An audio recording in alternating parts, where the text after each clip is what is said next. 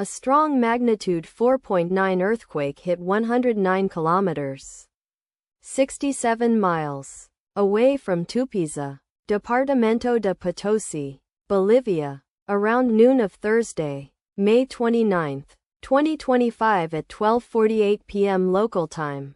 America, La Paz GMT-4. The quake had a moderate depth of 211 kilometers, 131 miles, and was not felt, or at least not reported so. First to report, GFZ after 4 minutes. The earthquake occurred 42 weeks after a magnitude 5.1 earthquake had hit on Wednesday, August 7, 2024, at 9:31 p.m. local time. America, La Paz GMT-4. In 23 kilometers, 14 miles, distance to the north. Data source from Volcano Discovery. Did you feel it?